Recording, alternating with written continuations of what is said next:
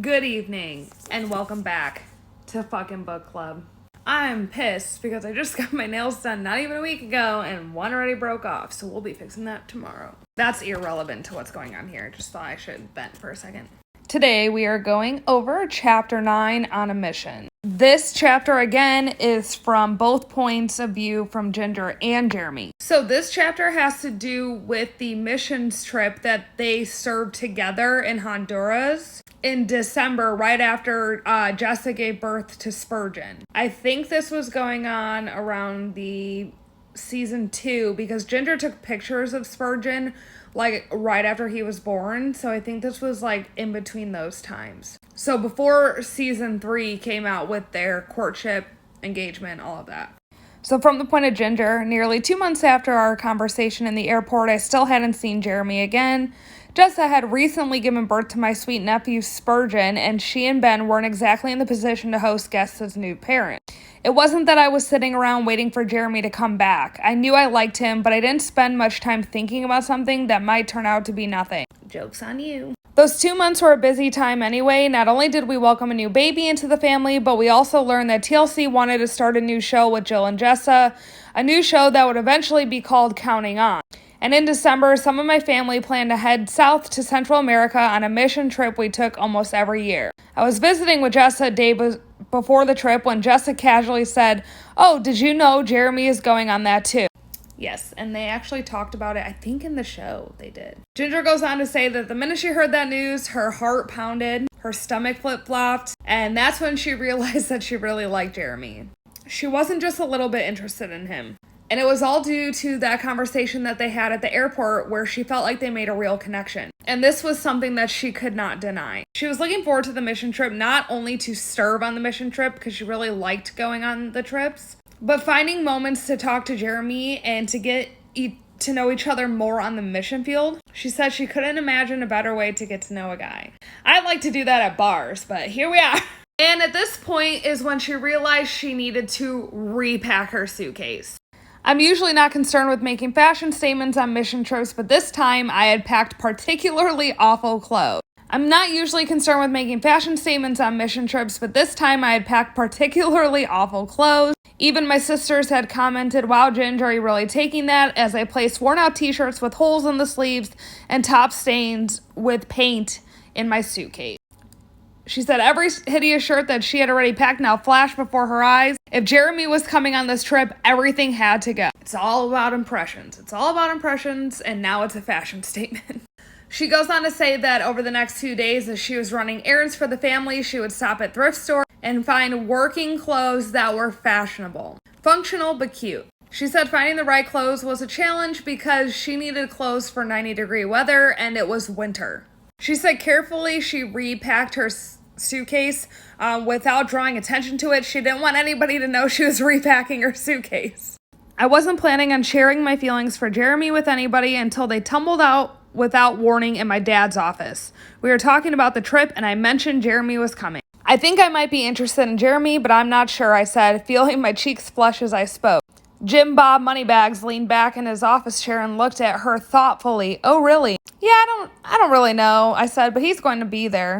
And Jim Bob said, "Well, don't get your hopes up or anything. You never know." It was his classic line. I knew it was his level-headed way of trying to protect me from hurt feelings. Should have protected her more, but she said she didn't let on that she repacked her suitcase so she could look nice on the trip. She only wanted her family to look at him more carefully during the trip and pay attention to his character. She wanted them to know that he wasn't another guy just hanging around, that he was different and he could be the one. So from the point of Jeremy, he was filled with anticipation as he boarded a plane headed from Houston to El Salvador. He was saying that after the conversation in the airport, he had planned on visiting Ben and Jessa again in the hopes of spending more time with Ginger, but obviously that was delayed due to the birth of Spurgeon. Jessa thought that him going on the mission trip would give him more of a chance to get to know the family and get to know Ginger. He said it was a risk and that the plane ticket alone was $600, not a small amount on a pastor's salary. He also had to miss a week of work and foot the rest of the cost for the trip. Obviously, it was worth it, Jeremy. Be quiet. You have money. We know you have money. And even though that Jessa had told Jeremy that she thought Ginger was interested in him, she didn't give him a definite answer. Oh my God, she's just like, maybe, who knows? But Jeremy was looking forward to seeing Ginger's character, both in the time that he spent with her and in the conversations with Ben and Jessa. He saw who she was, what she was made of, and that he had never met a girl with such high character, and she was everything he prayed for. And someone like her was worth him putting himself out there and taking the risk. He said that he knew either by the end of the trip he would have a green light or he'd close the door forever. A green light as into pursuing her. He had peace in his soul that no matter how things went on, he knew he was making the right choice. He had nothing to lose. Now we're back to the point of Ginger. The trip to El Salvador had never felt so long as it did that December. I knew Jeremy was arriving with an earlier group, and I was dying to get their plane didn't arrive until 1 o'clock in the morning, and by the time they had made it through customs and the bus dropped them off at the host church, it was 2:45 a.m. And she knew she most likely wouldn't see Jeremy until morning. They were very quiet going into the church, and there were people sleeping all over the floor on thin mattresses, and she saw somebody pop up and jump to his feet, and her heart nearly stopped. It was Jer Bear. He gave Ginger a hug before helping them carry their bags and suitcases full of gifts for the children, and she said by the time she lay down, her mind was racing. Who knows what would happen, she thought. So we're back to the point of view of Jeremy. He was talking about how since this trip was around Christmas time, they had brought gifts for all the kids. Toys, school supplies, things like that. So their first job was to pack backpacks for the kids. He wasn't going out of his way to find Ginger, but he had rubbed shoulders with her a couple times. And once they actually crossed paths, he stopped her. Next pot. So hey, I said, did you check out my blog? I smiled, waiting for her to tell me which post sparked her interest. Instead, she shuffled her feet awkwardly. Ginger didn't read the post. Oh no, she said, I didn't get a chance to check that out. I'm not typically at a loss for words, but for once I had no idea what to say. Her words were like a punch in the gut. Oh, all right, I tried to hide my shock and disappointment as I headed back to the assembly line, backpack in hand. Game over on day one, I thought. This girl has zero interest in me. Why am I here? I had spent thousands of dollars and flown to another country to spend time with this girl, and she couldn't bother to click on the link I gave her. If she was interested in me, she would have at least read the first post that popped up, but to not even click on the link, I had really thought there might be something between us. I couldn't believe I had read the situation so completely, utterly wrong. I thought of the days ahead and tried to change my focus. I still had a whole week of ministry ahead of me. The trip wasn't a total loss. I mean, she could have read the post. Sorry, but she could have. We're back to the point of view of Ginger. The next day, they were heading to Honduras, and it was a long bus ride. She was hoping to sit next to Jeremy, but she knew it was unlikely. She still didn't know if he was interested in her, and it wasn't in any of her character to walk up to a guy and sit with him. Just fucking sit with him. Just be like, hey, boo, what's going on? You want to have an 8-hour conversation? But Jeremy did end up sitting next to Slim Bob. She did say that people did get up during the bus ride to stretch their legs, and she did get to talk to Jeremy once or twice, but it was nothing memorable. But it was something. They finally got to where they were going to in Honduras, and they finally got to see the village children, and they continued to serve on their mission, the whole point of them going. More than once they had asked Jeremy to preach last minute, and she was so moved by his words every single time, even if it was something she may have heard in a different form before. After they ate dinner that night, somebody passed a fishbowl around and invited anybody who wanted to write down a question anonymously. And she noticed that Jeremy wouldn't jump in first to give a response or answer a question. He would wait until other people spoke before he opened his Bible to the exact passage he had in mind. I was amazed at not only how well he knew his Bible, but also how he could apply it to real life situations. This is not something you get from just growing up in a Christian home, I thought. He had to apply himself and love the Word of God to study it like that. By the end of the week, I was head over heels. I was so amazed at the man he was, his devotion and love for Christ, the depth of his relationship with God. I had never felt such a strong attraction to anyone in all my life. I wanted to be near him. I couldn't help it. It was like a magnetic pull, but I still wasn't sure how he felt about me. Ooh, he likes you. You just don't know it yet, girl. You don't know. Back to the point of Jeremy. After his initial disappointment, he thought that he might have a chance with Ginger. He had been around long enough to know when a girl doesn't like him, and she could see he wasn't rejecting him. She didn't shut down any attempt he made at a conversation, And she definitely gave him the time of day. Y'all are so cute. You guys like each other. A friend of the Duggars, Justin Horseman, offered him some encouragement. He said, I know Ginger, and she's not acting how she normally does around other guys, he had told him privately. Jeremy thought there's something there, he just didn't know to what extent. He was saying that in the mornings while they were in Honduras, he would get up, find a little gazebo, and he would do his morning scripture, and he would also pray about Ginger. He said in his prayers, Lord, if it is in your will, if Ginger is the woman you have for me, please bring us together, I prayed. If not, please close the door. If it's not there, it's not there. As the trip went on, the door never closed. In fact, I could see it widening with each day that passed. Spending the week starving alongside Ginger not only confirmed everything Ben and Jessa had told me and everything I had observed in our brief conversation.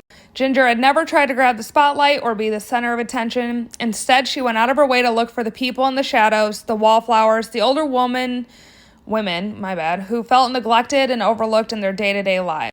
She smiled warmly at them as she sat and engaged them in conversation as if there was nothing else she would rather do. He said as they stopped in different villages to deliver gifts and share the gospel with the people of the villages, it was very clear that Ginger was beloved by the people there. They go every year, so they're used to them, which is good. Jeremy says that he had came to Central America to know who Ginger really was, and that anybody can put on a nice front and make a good impression in a short conversation. There's no hiding your true character when you're roughing it on the mission field. He said even on the hottest day, Ginger never once complained how hot it was or how sticky she was. But he said he knew he couldn't just walk right up to her and ask her for a date.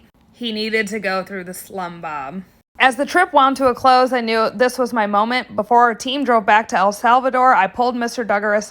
Awful choice. Do you have a minute? I asked him. He looked at me and nodded, a knowing look crossing his face as if this wasn't the first time he had been asked this question. Sure, Jeremy, he said, let's step outside. Do you guys remember how much shit Jim Bob gave Jeremy in season 3 of Counting On? Because I'll never forget. Hey, Ginger seems to be an incredible woman, I began. I would really be interested in getting to know her, but I wanted to ask your thoughts on that. Ginger's a great girl, Slum Bob Moneybags agreed. I could see the love for his daughter in his eye. I waited for him to continue, having no idea what he would say. Why don't you and I spend a few weeks getting to know each other first? Stop cock-blocking. Let them have a fucking date. Cock-blocked. Cock-blocked by Slum Bob. It wasn't a no, but it wasn't a yes. He said, yeah, that sounds great. He didn't know how many times he'd come to look back on the words a few weeks and then laugh.